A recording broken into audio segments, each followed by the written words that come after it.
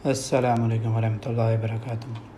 जी, आज हम आपके लिए लेके हैं लेक्चर नंबर 3 है। पहले हमने किया था सिंपल कैसे बनाते हैं, सिंपल फॉर्म कैसे बनती है प्रेजेंट इंडेफिनिट टेंस की। फिर उसके बाद नेगेटिव का बताया। अब आज हम डिस्कस करेंगे इंटरोगेटिव।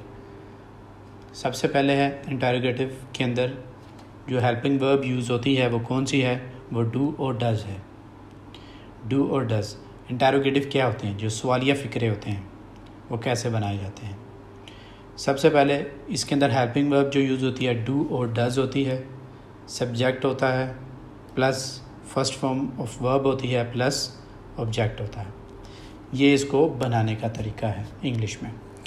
और सेकेंडली फिर इसके बाद आता है कि डू कहाँ पे यूज़ होगा और डज़ कहाँ पे यूज़ होगा। जो डू है वो हमेशा ज़्यादा लोगों के साथ, ज़्यादा चीज़ों के साथ लगेगा। डज़ है वो सिंगल चीज़ के साथ, सिंगुलर नेम के साथ और सिंगल चीज़ के साथ लगेगा डज़ जो है।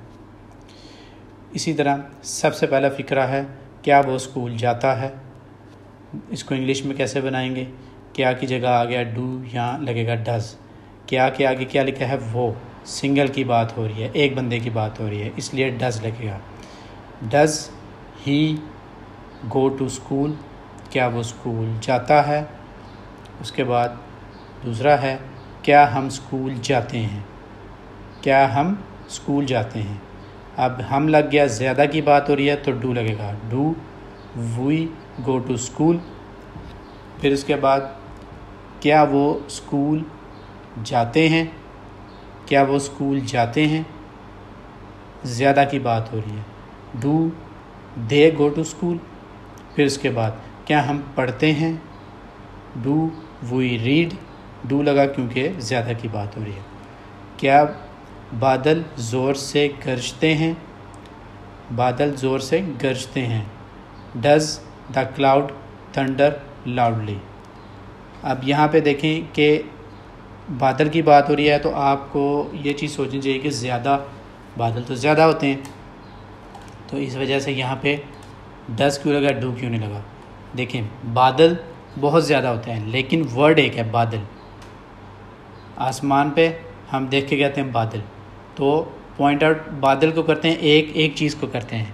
बादल एक चीज़ है ना, जिसके अंदर काफ़ी ज़्यादा बादल आ जाते हैं लेकिन पॉइंट एक चीज़ को करते हैं, इसलिए एक चीज़ से does the cloud thunder loudly. क्या वो आते हैं, डू दे कम, क्या तुम दरिया में तैरते हो, do you swim in the river. क्या वो शोर मचाता है, does he make a noise, noise का मतलब शोर,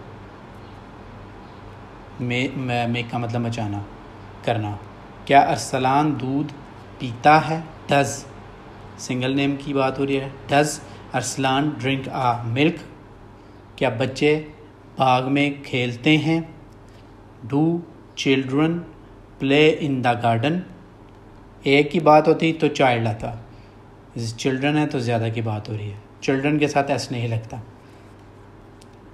फिर उसके बाद क्या आप हर सुबह अखबार पढ़ते हैं, do you read the newspaper every morning.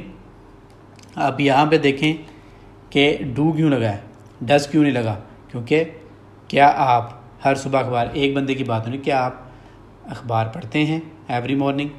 तो यहाँ पे इसलिए डू लगा है, डज़ क्यों नहीं लगा, क्योंकि यू के साथ हमेशा डू लगता है। Do you read the newspaper every morning, you के साथ हमेशा डू लगेगा। क्या हम हर रोज़ पानी पीते हैं, do we drink water every day. क्या वो गाय की पूजा करते हैं, डू दे वॉशिप द काओ।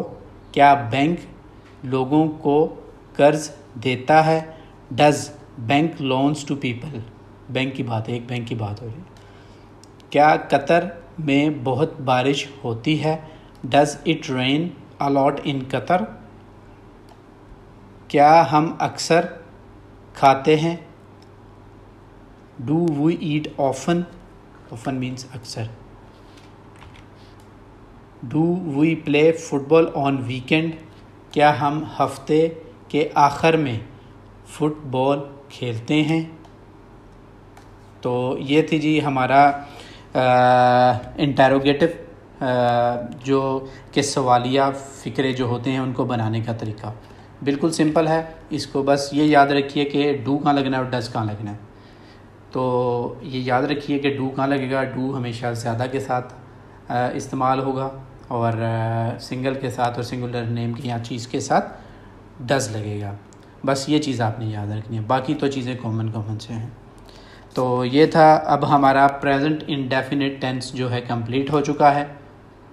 हमने सिंपल फॉर्म में भी कर लिया कि सिंपल कैसे बना सकते हैं, उसके बाद हमने इंटेरोगेटिव कर लिया, उसके बाद हमने नेगेटिव भी कर लिया। तीनों हमने चीज़ें ये कर ली हैं और ये हमारा प्रेजेंट इंडेफिनिट ख़त्म हो चुका है।